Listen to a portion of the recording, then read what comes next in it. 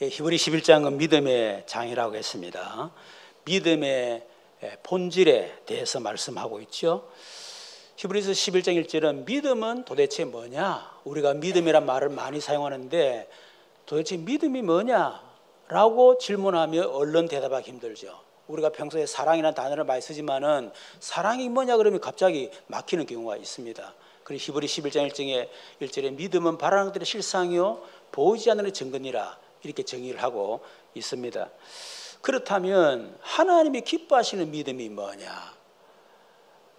우리의 수준의 믿음 말고 내가 원하는 믿음 말고 하나님을 이용해서 내가 득보려고 하는 믿음 말고 하나님을 기쁘시게 하는 믿음이 뭐냐? 히브리 11장 6절에서 말씀하고 있죠. 그리고 믿음에는 반드시 증거가 온다는 겁니다. 그래서 아벨, 에녹, 노아, 아브라함과 사라 예를 들어서 쭉 얘기를 했습니다. 오늘은 제목이 언약의 대를 잇는 믿음의 가문이라는 제목으로 말씀을 전하겠습니다. 여러분, 이 가문도 이 가풍이 있는 그런 가문이 있죠. 그런 가문은 뭔가 좀 다릅니다.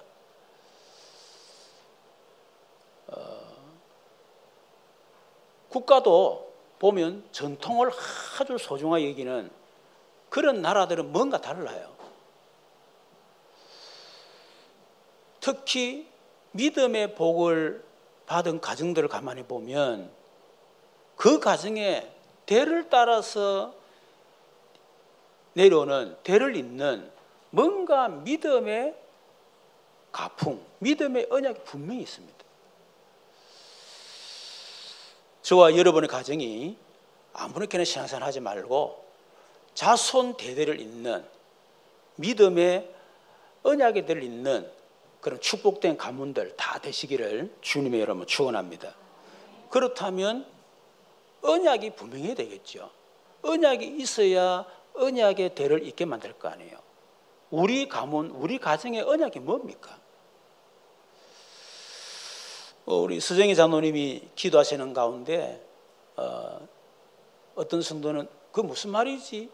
이렇게 얼른 생각을 할 수 있습니다만은 사실은 우리 교회가 큰 문제 없이 다른 게 다 어려움 당할 때 우리 교회는 IMF 때도 또 코로나 기간에도 사실은 재정이 넘칠 만큼요. 코로나 기간에 우리가 이 땅을 9,000평 정도 살 만큼 하나님이 참 응답을 많이 주셨고 또 성도들이 그게 참 헌신을 많이 했습니다. 근데 이제 우리가 그동안 전도운동 한다고 그동안 달려왔는데 그 전도 단체에 문제가 생김으로 해서 사실은 성도들이 떨어져 나가고 많은 문제가 왔어요. 근데 저는 이런 걸 보면서 스스로 그런 생각했습니다. 결국은 그 문제가 아니라 내 문제구나 그 생각을 했어요. 제가 지금 22살부터 시작해서 전도사부터 신학 들어가서부터 42년 제가 주의 종의 길을 걸어왔고 우리 교회 개척해서 28년을 목회를 해왔고 이제 나이가 65인데 저를 잘 몰랐다 그런 생각 들었어요.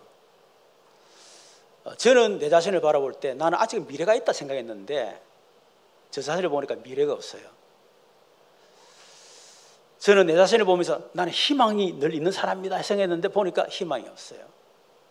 나는 늘 신선하다 다른 사람보다 이런 생각을 늘 갖고 있었는데 신선함이 없어요. 그래서 우리 교회에 문제가 있구나. 내 문제다 그런 생각했습니다. 그렇다면 우리 교회를 미래가 있고 희망이 있고 새롭게 할 수 있는 방법이 뭐냐?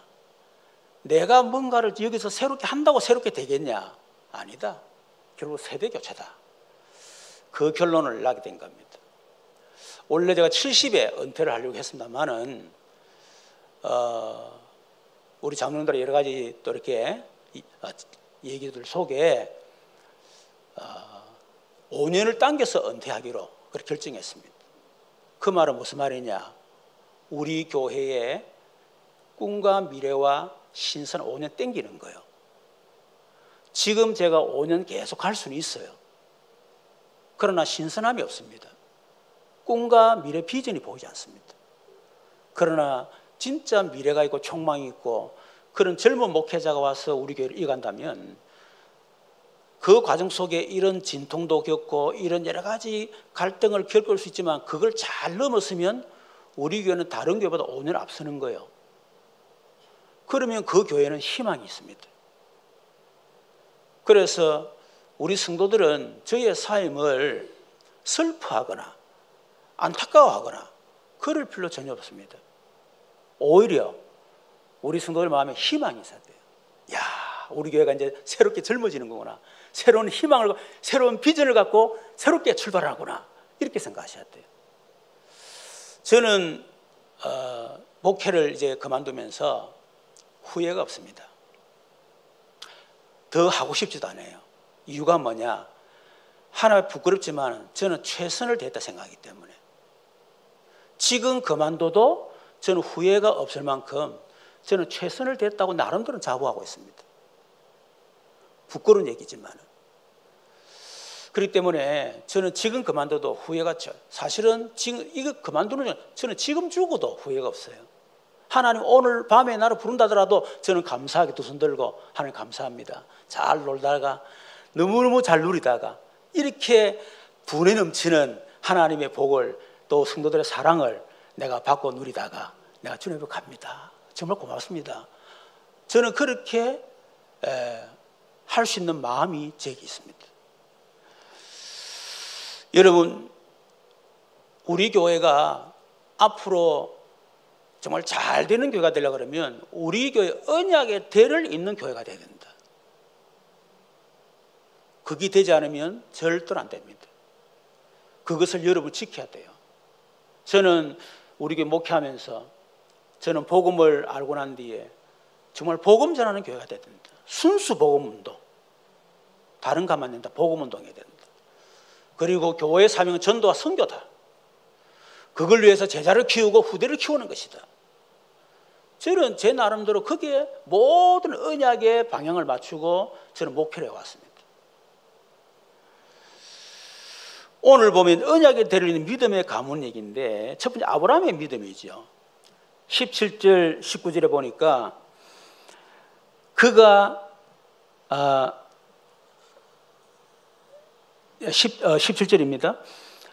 아브라함은 시험을 받을 때에 아브라함 얘기합니다. 여러분, 이 아브라함은 한마디로 믿음의 시조로 부름받았어요. 창세기 12장 1절에 3절에 나이 75세 된 아브라함에게 하나님 갑자기 찾아오셨어. 너는 본토 친척 아비 집을 떠나 내가 네게 보여줄 땅으로 가라. 내가 너로 큰 민족을 이루고 네게 복을 주어 네 이름을 창대케 하겠고 너는 복이 될 것이고 너를 축복하는 데 내가 복을 내리고 너를 저주하는 내가 저주하리니 땅의 모든 족속이 너로 인해 복을 얻을 것이니라. 이 속에 하나님이 아브라함을 부르신 이유가 있는 것입니다. 다르게 말하면 아브라함을 그 가문의 믿음의 시조로 부르셨는데 그 가문을 아브라함 가문을 부르신 이유가 있다는 것입니다. 여러분, 저와 여러분의 가정 가문에 하나님 우리를 불러주셨는데 우리 가정 가문을 부르신 이유를 분명히 알아야 됩니다. 그게 없으면 안 됩니다. 저는 우리 가정 가문에 하나님이 왜 부르셨는가 저는 가지고 있고 우리 아이들에게도 액자를 만들어서 제가 전달했습니다. 여러분, 이 아브라함은 믿음으로 순종했습니다. 히브리서 창세기 12장 4절에 보니까 이 아브라함이 여호와의 말씀을 따라갔고 롯도 그와 함께 갔으며 아브라함이 하란을 떠날 때 75세였더라. 하나님이 그 고향 본토 친척 떠나라 하는 것도 사실은 힘든 일이고 그것도 나이 75세 때 좀 뭔가 안정된 삶을 이제 살고 싶은데 떠나는 것도 쉽지 않고 그것도 갈 바를 알지 못하고 가르쳐주지 않고 떠나라는 거예요.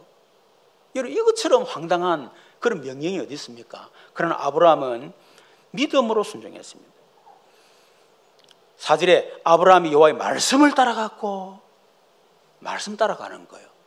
왜냐하니까 하나님은 반드시 말씀을 주시고 하나님의 말씀을 실현시키시고 성취하시고 완성하시는 하나님을 사실 믿었기 때문에 나는 이해 안 되지만은 말씀을 따라갔고, 저와 여러분이 하나님 말씀을 따라가기를 바랍니다. 우리 교회 전 장로님과 중자들도 여러분 말씀을 붙잡고 말씀을 따라서 여러분 가시기를 바랍니다. 히브리 11장 8절에 보니까 믿음으로 아브라함은 부르심을 받을 때 순종하여 장래 유업으로 받을 땅에 나갈새 갈 바를 알지 못하고 나갔으며 그랬습니다. 그랬는데 이 아브라함은 믿음으로 이삭을 낳았습니다. 히브리 11장 11절 12절에 보니까 믿음으로 사라 자신도 나이가 들어 많아 단산하였으나 불가능의 상태. 그런데 이 아브라함과 사라가 불가능을 가능으로 바꾸는 믿음을 가지고 있었습니다. 11절에 보니까 잉태할 수 있는 힘을 얻었으니 이는 약속하신 일을 미쁘신 줄 알았습니다. 약속하신 것을 반드시 지키시는 하나님이시다. 그 믿음으로 자신의 불가능을 가능으로 뛰어넘을 수 있었다. 이 믿음을 갖고 있어야 됩니다. 로마서 4장 17절 21절에 보니까 기록된 바 내가 너를 많은 민족의 조상으로 세웠다 하신 것 같으니 그가 믿은 바 하나님은 죽은 자를 살리심이 없는 것을 있는 것으로 부르시니 아브라함이 바랄 수 없는 중에 바라고 믿었으니 이는 네 후손이 이 같으리라는 말씀대로 많은 민족이 조상이 되게 하려 하시며 그가 백세나 되어 자기 몸이 죽은 것 같고 사라의 태가 죽은 것 같음을 알고도 믿음이 약하여지지 아니하고 믿음이 없어 하나님의 약속을 의심하지 않고 믿음으로 견고하여서 하나님께 영광을 돌리며 약속하신 그것을 또한 능히 이루실 줄 확신하였으니 이 믿음으로 자신의 불가능을 가능으로 넘어설 수 있다는 것입니다.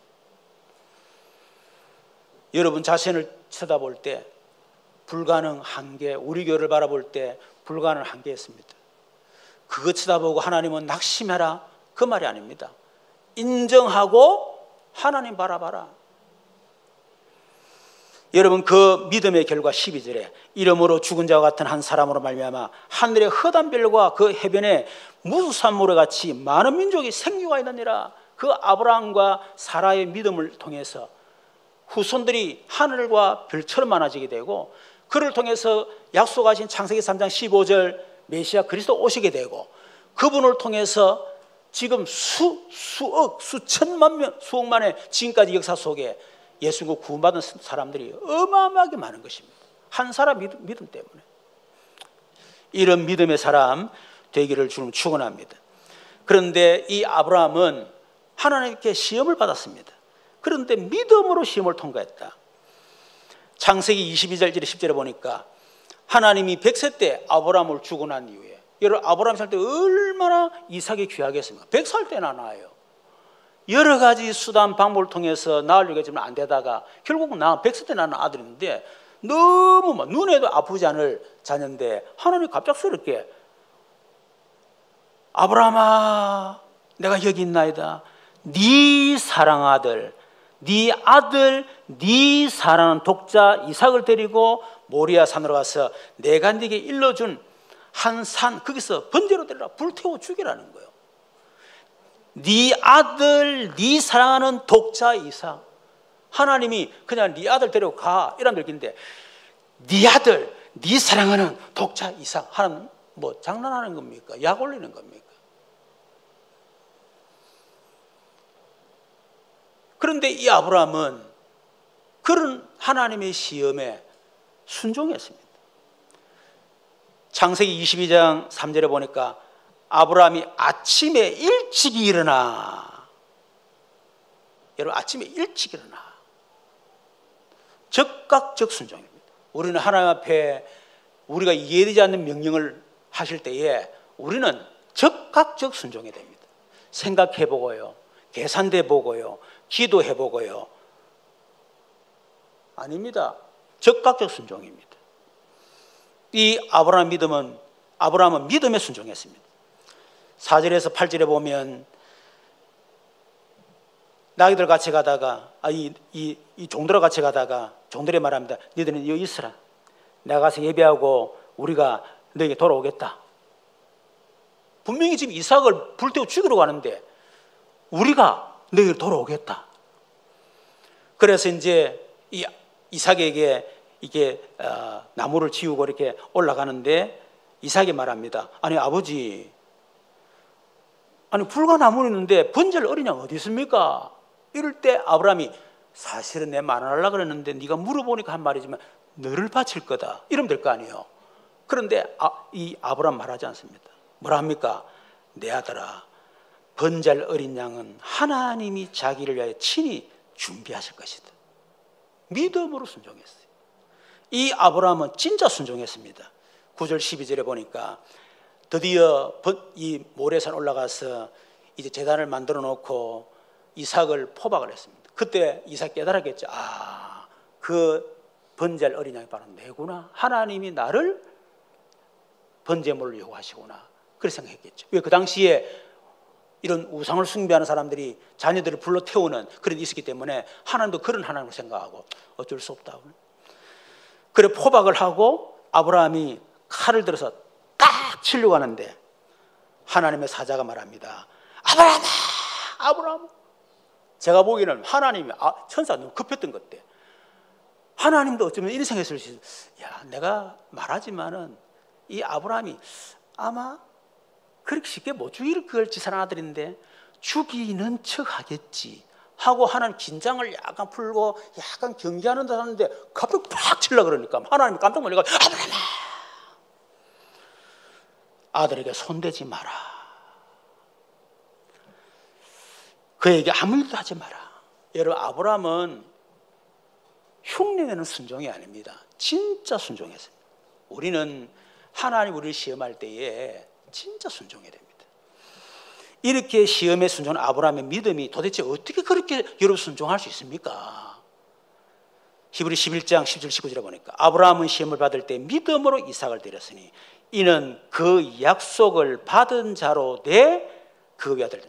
여러분, 이미 하나님은 이삭을 통해서 메시아가 올 것을 약속을 받았습니다. 약속을 받은 자입니다.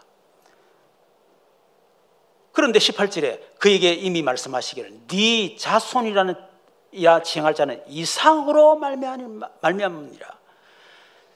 그렇기 때문에 아브라함이 그가 하나님 능히 이삭을 죽은 자 가운데서 다시 살리실 줄로 생각한 줄. 이게 믿음 아닙니까? 여러분, 아브라함은 분명히 이삭을 통해서 메시아가 올 것이다. 언약을 붙잡았습니다. 근데 하나님 바칩니다. 근데 바칠 때 그냥 바치는 게 아니라 믿음을 바치는 거예요. 분명히 이삭을 통해서 메시아가 온다기 때문에 하나님이 죽여도 살리실 것이다. 그 믿음이 있었던 거예요. 그렇기 때문에 아브라함이 그렇게 순종할 수 있던 것입니다. 여러분, 우리는 확실한 언약적 믿음이 있어야 하나님 순종할 수 있습니다. 그렇지 않으면 오만 계산되고 기도한다고 그 기도가 아닌데 핑계인데 그렇잖아요. 얼마나 그런 금식도 산기도 금식 기도한다 40일 보내보고 철학이나 40일 보내보고 하나님 지금 하라는데 그래서 순종 못하잖아요. 아브라함은 확실한 언약이 있었기 때문에요. 여러분, 순종할 수가 있었던 것입니다. 저와 여러분에게도 많은 시험이, 우리 교회도 시험이 있을 수 있습니다. 우리 교회 장로님들 속에 언약이 확실하지 않으면 위기가 되집니다. 우리 모든 중직자들에게 언약이 확실하지 않으면 우리 교회는 위기가 될 수가 있습니다. 그러나 위기 가운데서도 언약이 확실하면 여러분 22절부터 15절 18절 보세요. 여호와의 사자가 하늘에서부터 두 번째 아브라함을 불러 이르되 여호와께서 이르시기를 내가 나를 가리켜 맹세하노니. 여러분, 하나님은 하나님 자신 외에는 맹세할 사람이 없습니다. 네가 이같이 행하여 네 아들 네 독자도 아끼지 아니하였은즉 내가 네게 큰 복을 주고 네 씨가 크게 번성하여 하늘의 별과 같고 바다의 모래와 같고 같게 하리니 네 씨가 그 대적의 성문을 차지하리라. 또 네 시로 말하면 천하만민이 복을 받으리니 이는 네가 나의 말을 준행하였음이니라. 이제야 네가 나를 사랑한 줄 알겠노라. 하나님은 그냥 복을 주지 않습니다. 그냥 은혜를 성취하는 게 아니에요. 이 사람을 통해서 과연 언약을 성취할 사람이 맞는가? 하나님 반드시 시험합니다. 하나님은 이 교회가 언약을 성취할 교회가 맞는가? 반드시 시험하십니다. 그 시험은 무너뜨리기 위한 시험이 아닙니다. 멸망시키기 위한 무너뜨리기 하기 아닙니다. 하나님의 언약을 성취하시고 언약을 완성하기 위한 그런 시험인 것입니다. 여러분, 두 번째 이삭의 믿음입니다. 20절에 보니까 믿음으로 이삭은 장차 있을 일에 대하여 야곱과 에서에게 축복하였으며, 여러분 이삭의 출생, 여러분 이삭의 출생은 이미 하나님께서 아브라함과 사라에게 이미 약속을 주셨죠. 창세기 17장 19절에 하나님 이르시되 아니라 네가 생각하는 엘리에셀이 아니야, 네가 생각하는 에서가 아니야, 네 아내 사라가 네게 아들을 낳을 것이다. 하갈이 아니야, 사라, 태가 죽은 사라를 통해서 네게 아들을 낳으리니 너는 그 이름을 이삭이라 하라. 내가 그와 내 언약을 세우리니 그의 후손에 영원한 언약이 되리라. 끊임없이 창세기 3장 15절 언약을 계속 대를 이어서 말씀하고 있는 거예요. 그런데 이 아브라함은 불신앙과 사라는 인본주의를 씁니다. 그럴 수밖에 없는 이유, 로마서 4장 19절에 보니까 그가 백세나 되어 자기 몸이 죽음 같음을 알고 사라의 태가 죽음 알았기 때문에, 그러니까 불신앙을 인본주의를 쓸 수밖에 없는 거죠.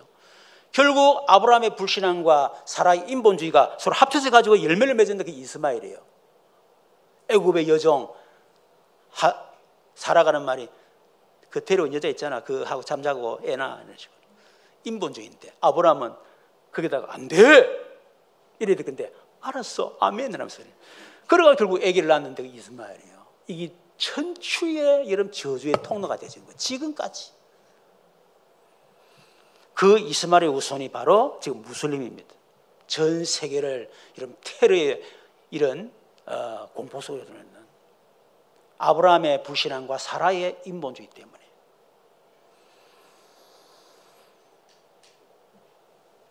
여러분 어찌됐든 간에 아브라함과 사라의 불신앙에도 불구하고 여러분 하나님은 언약을 성취시켰습니다.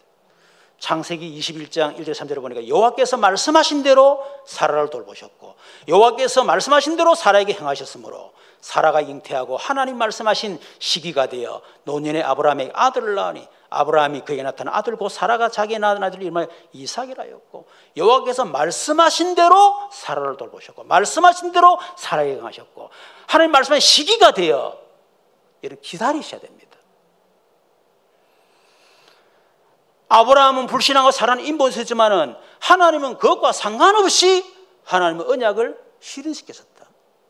여러분 하나님의 언약은 인간이 불신앙한다고 안 되는 게 아닙니다. 불신앙하고 인본주의 있으면 자기들만 고생이야. 하나님은 전혀 상관없어요. 여러분이 믿음으로 흔들린다 막 흔들린다, 흔들린 여러분만 손해입니다. 하나님은 흔들리지 않습니다. 여러분이 아무리 시험 갈등 문제가 와도 언약만, 확실한 언약만 붙잡고 있는다면 여러분 반드시 응답하게 되어 있습니다. 그런데 그걸 자꾸 흔들리고 갈등하고 그러면 결국은 여러분은 손해랄 말이에요. 여러분 이렇게 해서 이삭을 낳은 이삭이 누린 복음의 축복을 보세요. 여러분 이삭은 죽음에서 복음을 체험했습니다. 창세기 20장 13절에 보니까 그 모리아 산에서 아브라함이 눈을 들어 살펴본 적 한 수양이 뒤에 있는데 뿔이 수풀에 걸려 있는지라 아브라함이 가서 그 수양을 가져다가 아들을 대신하여 번제를 드렸더라.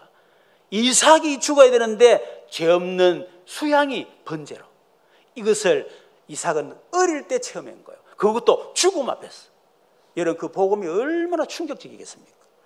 여러분 그냥 복음 받는 것과요, 여러분 죽음 앞에서 복음을 깨닫고 치면 다릅니다. 저는 여러분 다릅니다. 그래서 복음에 생명 거는 거예요. 복음만 전하기를 원하는 거예요. 복음에 한이 있기 때문에. 여러분에게 죽음 앞에서 체험하는 복음이 있기를 주님의 이름으로 축원합니다. 여러분이 지금 위기 갈등 문제 있다. 복음을 정말 귀해요. 그걸 놓쳐버리면 되겠습니까? 여러분 그 위에 이삭이 누린 축복이 창세기 26장 1절에 5절 12절에서 22절 보면 창세기 26절 1절에 5절 보면 하나님께서 아브라함에게 네가 이 땅에 유하면 절대로 애굽에 내려가지 마. 흉년에 내려가지 마. 언약의 땅에 유해. 여러분 저와 여러분이 어떤 어려움과 문제가 와도요 언약 안에 있어야 됩니다. 그게 가장 안전합니다. 그걸 모면하기 위해서 피하기 위해서 도망가 버리면 여러분 거기서 만나게 소돔 고모라 땅이에요. 엄청난 재앙이 오고 엄청난 여러분 애굽에 어마어마한 재앙이 오는 것입니다.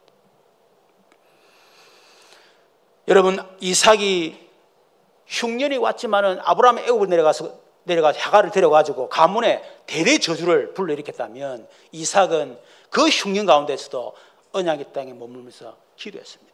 그랬더니 하나님이 그의 백년 응답을 주셨고 샘의 근을 얻게 하시고 여러분 이삭이 받은 축복 어마어마하지 않습니까? 여러분 그 위에 이 이삭이 늙었습니다. 그래서 장차 이스라엘에 대하여 야곱과 에서가 축복했다. 오늘 본문 말씀하고 있죠. 장차 이스라엘이 뭡니까? 앞으로 오실 메시아 그리스도 그 일에 대해서 얘기를 한 거예요. 그러면서 그 언약 붙잡고 야곱과 에서의 축복한 겁니다. 그런데 늙은 이삭이 착각한 거죠. 아 그래 장자 에서에게 축복해야 되겠구나. 그게 육신적인 생각입니다. 인간적인 생각이에요. 창세기 20장 1절에 보니까 이삭이 나이가 많아 눈이 어두워 잘 보지 못하더니 이게 문제예요. 여러분 나이가 들면 눈이 어두워져 잘 보이지 않습니다. 육신적인 눈은 어두워지고 잘 보이고 영안은 어두워지면 안 돼요. 귀는 어두워지면 안 돼. 하나님의 말씀이 들어와야 돼요. 그런데 이 이삭은 나이가 들어가지고 눈도 어두워지고 여러분 지금 다 영적 어두워져 버린 거예요. 그래서 맏아들 에서를 불러 내가 너를 축복하기를 원한다.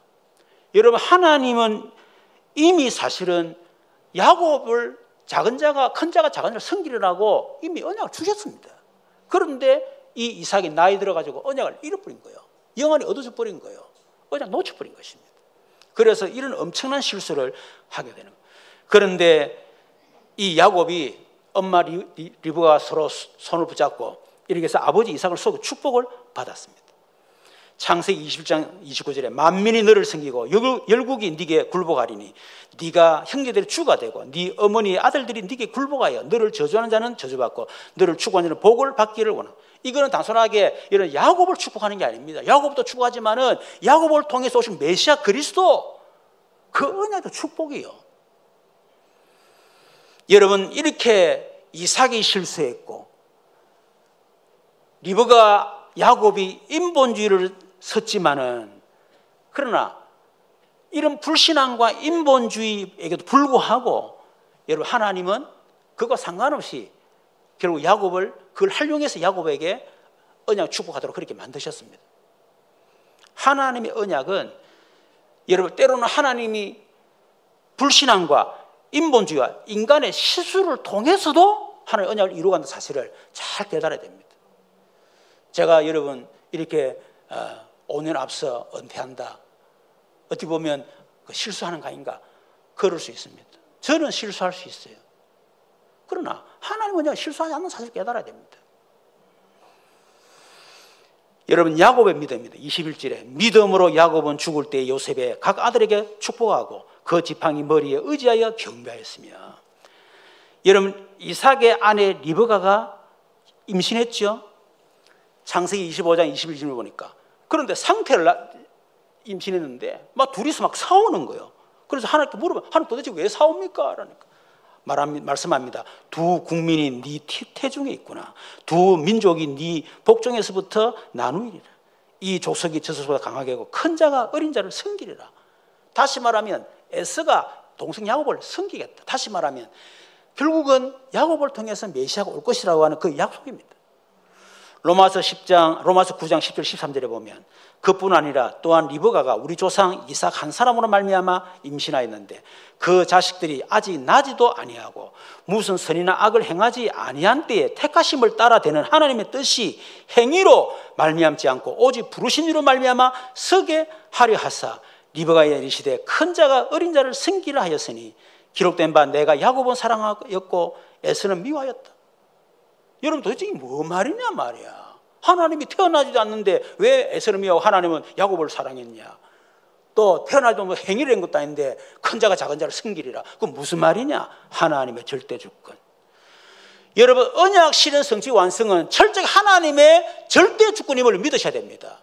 인간하고 상관없습니다. 로마서 9장 20절 21절에 이 사람아 네가 누구에게 감히 하나님께 반문하느냐. 지음을 받은 물건이 지은 자에게 어찌 나를 이같이 만들었냐 말하겠느냐. 토기장이가 진흙 한 덩어로 하나는 귀설 그릇을 하나는 친히 쓸 그릇을 만들 권한이 없겠느냐. 하나님의 절대주권. 여러분 이 야곱은 언약의 백성으로 부름받았지만은 약속이 있지만은 철저하게 인본주의자입니다. 여러분 떡과 팥죽으로 형에게 장자권을 빼앗았고요. 또 노랭이 아버지 이삭을 속여 축복을 받았습니다. 그런데 이 야곱에게 정말 잘한 게 뭐냐. 언약의 중성을 깨달았다. 무슨 수가 해서 무슨 수가 나더라도 언약은 반드시 언약 축복을 받아야 된다. 언약은 나를 통해서 전달돼야 된다. 하나님 언약은 나를 통해서 후대 때 전달돼야 된다. 그 말씀 언약을 붙잡고요. 그게 너무 중요한 거예요. 그럼 문제는 뭡니까? 방법 문제입니다. 언약의 백성은 언약 잡고 기도하고 기다리고 있으면 하나님의 시간표도 하나님이 응답하십니다. 그걸 성령 인도를 하는 거예요. 그런데 그렇지 않고 이 야곱은 막 인본주의 막 서는 겁니다. 어머니 리브가와 야곱의 인본주의 때문에 여러분 야곱이 죽을 고생을 했다는 사실을 깨달아야 됩니다. 언약의 백성이 언약 잡고 기도하고 성인도 받으면 될 건데 그러지 않고 잔머리 서고 인본주의 있으면 그것 때문에 죽을 고생하는 사실을 알아야 됩니다. 결국 인본주의자 외삼촌을 만나서 큰 부자가 되기도 하고 12명의 아들을 낳기도 하고 12지파가 됐죠. 라반의 10번이나 속았습니다. 인본주의자 야곱을 하나님이 그보다 더 큰 인본주의자에게 붙여가지고 야곱이 인본주의를 깨뜨리는. 그래서 뛰는 놈 위에 나는 놈이고 나는 놈 위에 붙어다는 놈이 있다. 여러분 조심하시길 바랍니다. 이렇게 하면 되겠지. 아니요. 그게 내게 문제가 될 수 있다는 거예요. 이 사람 어떻게 하면 되겠지. 그 사람이 내게 나중에 가시가 될 수가 있습니다. 결국 이 야곱은 언약의 땅을 돌아옵니다. 돌아오는 과정에서 야보강화 사건, 여러분 잘 아시죠? 완전히 하나님의 인본주의를 완전히 박살내잖아요. 이름을 이스라엘로 바꾸십니다. 그러다가 빨리 언약의 땅에 올라야 될 건데 또 숫곳이라는 동네에서 그것도 머뭅니다. 숫곳 머물다. 머물면 안 돼요. 빨리 가야 돼요. 그런데 머물었어. 거기에서 딸 디나가 강간을 당하는 것입니다. 여러분 그것 때문에 결국 이 희위조소 남자들 다 죽이고 그것 때문에 온 가문이 몰살당하는 이런 위기 가운데 있었습니다. 그런데 하나님은 이 가문을 통해서 언약이 성취되기 때문에 또 하나님께서 그들 두려움을 줘가지고 결국 언약의 땅으로 돌아오게 만드셨습니다. 언약의 땅으로 돌아와서 이 야곱은 믿음으로 죽을 때 요셉의 가가들에게 축복했다. 요셉의 아들도 중요하지만 여러분 야곱의 12아들의 축복한 내용을 쫙 읽어보세요. 창세기 49장에 나옵니다. 특히 그 중에 8절 10절에 보면 하나님 이 그 야곱은 유다를 통해서 메시아가 이 땅에 올 것이다. 여러분 언약의 전달이 요셉이 아닙니다. 야곱으로 전달되어지는 거예요. 그래서 시므이는 우리 잘 아는 것처럼 육신적 장자, 야곱은 요셉은 이런 뭡니까 언약을 이루기 위한 하나의 장자. 그렇죠. 그런데 진짜 언약 전달은 유다입니다, 여러분. 한번 잘 여러분 성경 읽어보시면 굉장히 재미있을 것입니다. 자, 요셉의 믿음이 뭡니까? 22절에 믿음으로 요셉은 임종시에 이스라엘 자손이 떠날 것을 말하고 또 자기 뼈를 위하여 명하셨으며. 여러분 이 요셉은 꿈이 있었는데 그 꿈이 하나님 주신 꿈이에요. 요셉이 꿈을 만든 것이 아닙니다. 여러분 자꾸 실수합니다. 꿈을 가져라. 꿈을 만들어요. 그렇게 고생합니다, 여러분. 여러분 꿈을 꾸고 그 꿈이 이루어지는 거는요, 여러분 10%도 안 돼요. 어릴 때 전부 다 대통령이잖아요. 뭐 대통령. 여러분 대통령 몇 천만 불의 일이에요. 근데 허황된 꿈을 가지고 있거든요. 그걸로 막 기도합니다. 히브리 11장 1절에 믿음은 바라는 것들, 그게 믿음인 줄 알고. 그 믿음 아닙니다. 여러분 꿈 만들어 놓고 하나 응답해 주시옵소서, 역사해 주시옵소서, 성령으로 뭐, 그거는 여러분의 몸부림이지 하나님은 응답하지 않습니다. 요셉은 꿈을 꿨는데 하나님의 언약이었습니다. 7단위 별절하고 7별이 12단위 또 12별이 절하는 11별이죠. 절하는 거죠. 여러분 이 요셉이 이런 언약적 꿈을 가졌는데, 근데 요셉의 인생 여정은요 정반대입니다. 노예로, 보디발 가정의 가정 총리로, 감옥으로, 결국은 애굽의 총리로. 여러분 이 모든 것이 결국은 언약을 이루시는 하나님의 여정이었다. 요셉이 나중에 창세기 49장에 보니까 뭐라고 얘기합니까? 45장에 형들이요, 형들이 나를 판 게 아닙니다. 하나님께 당신의 생명을 구원하기 위해서 하나님이 당신들 앞서 저를 하나님이 보내셨습니다. 하나님이 나를 애굽의 국무총리 되게 만드셨습니다. 여러분 결국은 그 모든 사건들이 하나님이 자기 주신 언약을 이루어나가는 언약의 여정이라는 사실을 요셉은 알게 된 거예요. 그러니까 상처가 없는 겁니다. 저와 여러분의 많은 상처가 있을 수 있습니다.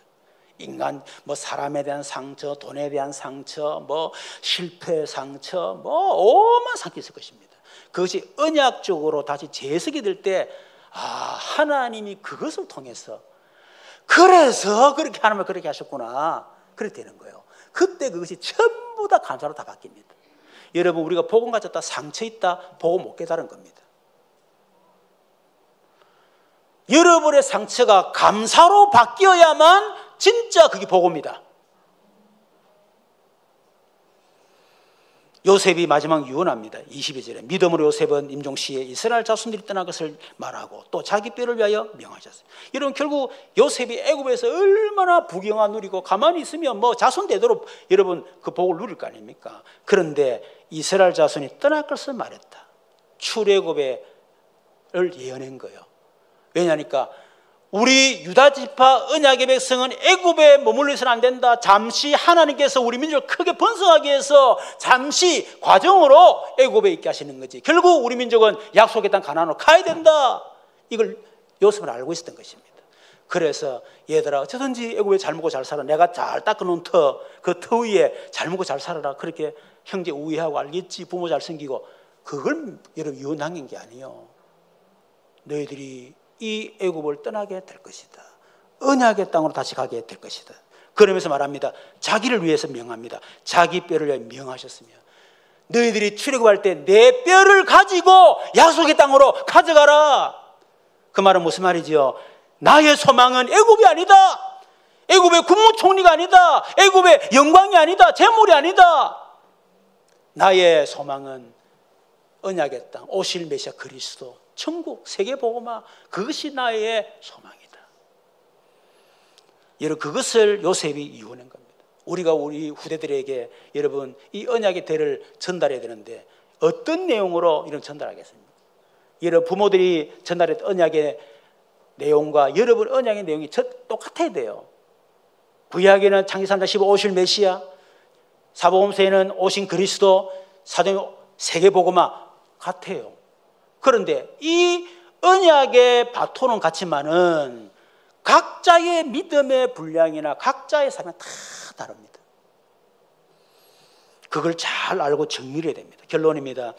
언약의 대를 잇는 아브라함의 가문처럼 언약의 대를 잇는 복음 전도 선교 명문 가문 되도록 기도하시기 바랍니다.